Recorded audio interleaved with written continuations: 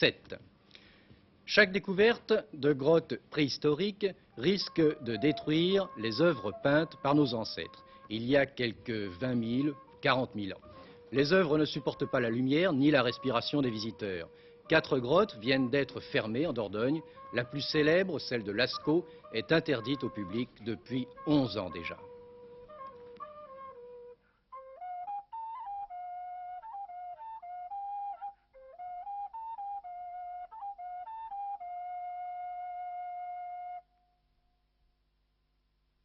Monsieur Saradet, comment se fait-il que vous fermiez les grottes au moment où les touristes viennent? Eh bien, précisément, au bénéfice des observations qui ont été faites à la grotte de Lascaux, nous devons tenir compte d'une manière plus scrupuleuse des différents phénomènes d'agression qui sont dus aux visiteurs. Ces visiteurs, par leur respiration, apportent du gaz carbonique qui se dépose sur les parois en formant ces voiles blancs. Seulement, on ne peut pas empêcher les touristes de respirer? Bien sûr, seulement alors ce qu'on peut faire, c'est pomper, si vous voulez, le gaz carbonique lorsqu'il y en a trop dans la grotte. D'autre part, stériliser la grotte à l'entrée de manière à détruire l'insémination des algues.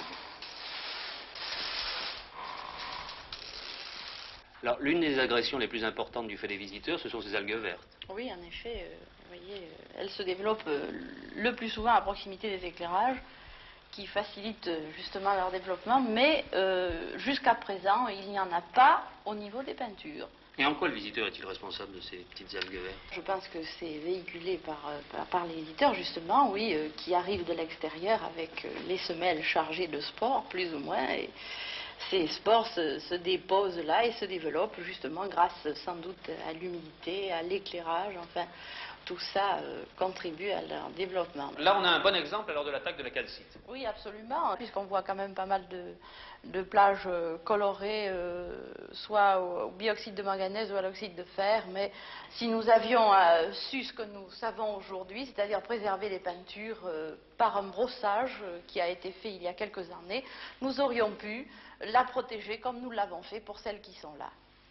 Alors là, voyez-vous, il y a un bison qui est encore extraordinairement bien conservé, dont la tête est remarquable, très visible.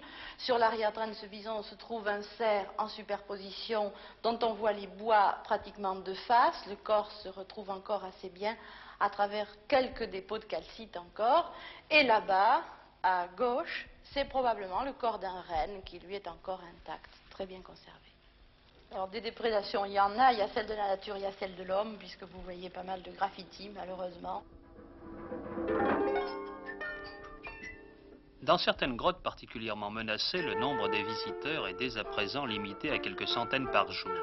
Quand on sait qu'elles assuraient chacune plus de 40 000 entrées par an, on peut comprendre le mécontentement des commerçants riverains. Ceux de Montignac, près de Lascaux, ne décollèrent pas depuis 1962, date de la fermeture de leur grotte.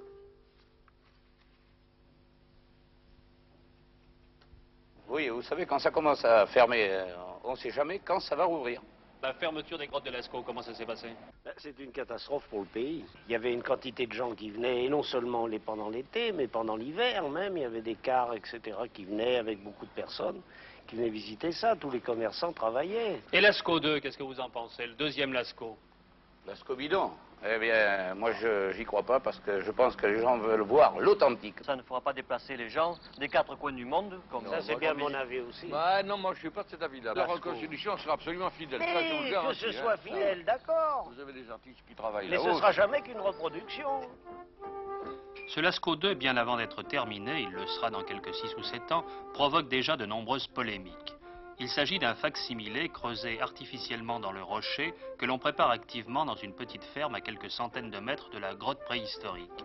Les peintures pariétales seront, affirme-t-on, la copie absolument exacte de l'original. Le touriste, venu trop tard pour Lascaux 1er ou trop tôt pour Lascaux 2, n'aura pas nécessairement perdu son temps en faisant halte à Montignac. À quelques kilomètres de cette ville, en effet, il pourra visiter le Tot, où, faute d'originaux, voire de copies, on lui montrera des diapositives de peintures rupestres, ainsi que les animaux préhistoriques qui ont servi de modèle à nos ancêtres.